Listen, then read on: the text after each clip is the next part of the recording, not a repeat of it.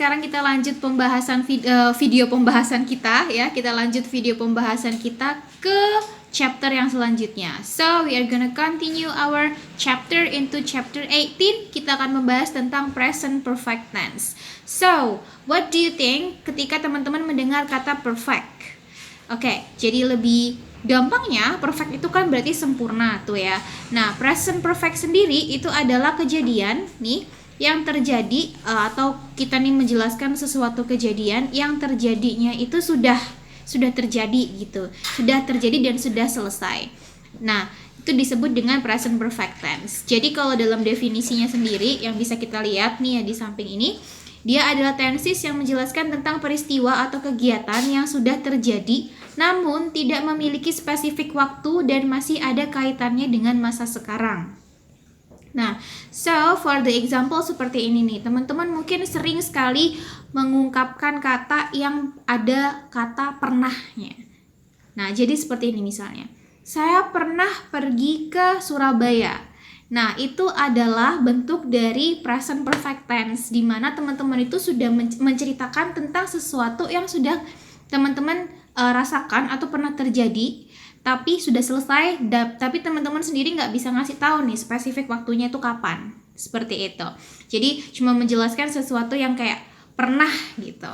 Nah, contohnya nih teman-teman bisa lihat contoh pernyataannya seperti ini. Saya pernah belajar di luar negeri.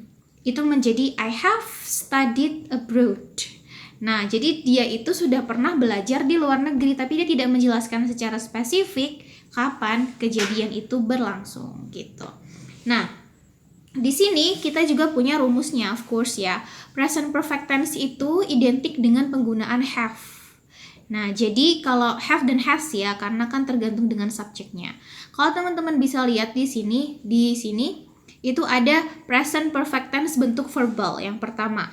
Di situ ada bentuk positifnya. Untuk rumus positifnya sendiri bunyinya subject, kemudian ada have atau has, lalu dimasukkan dengan verb 3. Nah, di sini itu adalah fungsi dari penggunaan verb 3.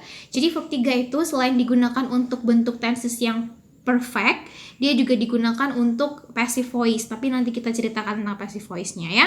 Kita lanjut ke perfect tadi. Jadi dia pakai verb 3, kemudian the rest of the sentence, seperti itu. Lalu untuk bentuk negatifnya, berarti subject, kemudian kita pakai have atau has, kemudian verb 3, dan dimasukkan the rest of the sentence. Dan bentuk interrogatifnya menjadi has atau have, kemudian subject ditambah verb 3, lalu ditambah dengan the rest of the sentence. Seperti itu.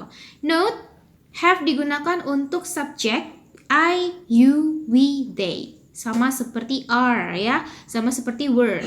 Tapi untuk has itu digunakan untuk subject she, he, dan it. Seperti itu. Oke, lanjut kita menuju ke contoh kalimatnya. Ini kita buka. Nah, contoh kalimatnya. Yang pertama, Jenny has gone to London to get her higher degree. Nah, di situ berarti si Jenny ini dia sudah pernah pergi ke luar negeri, ke London lebih tepatnya, untuk meraih degree atau pendidikan yang lebih tinggi. Di situ kita tidak tahu spesifik waktunya kapan.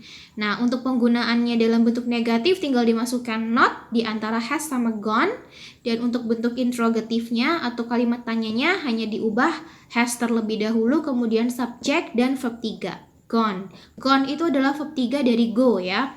Dari verb satunya go, verb 2-nya went, dan verb 3-nya gone. Seperti itu. Oke, kalau sudah bentuk verbal, kita ke bentuk nominalnya. Di bentuk nominal itu hampir mirip, hanya saja kita harus menambahkan yang namanya been.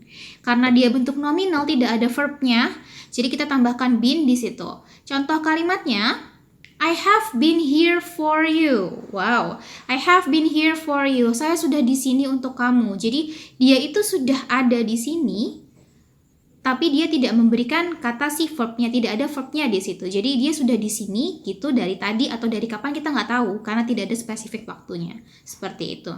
Sama dengan yang ini, she has been in your room. Nah, kita tidak tahu nih spesifik waktunya, dia sudah di room itu sejak kapan. Seperti itu. Hanya tahu bahwa dia itu sudah ada di room, dari tadi tapi nggak tahu dari tadinya dari kapan, seperti itu. Gampang ya. Oke, nah present perfect ini kalian juga bisa mengerjakan praktisnya di next page ya, di halaman selanjutnya kalian bisa isi jawabannya sesuai dengan yang kalian pahami dan semoga bisa mengerjakannya dengan baik. Oke, so untuk present perfect tense saya rasa penjelasannya cukup dan kita akan lanjut untuk ke chapter yang selanjutnya, chapter 19 tentang apa? Penasaran? Oke, kita langsung lanjut ke video selanjutnya.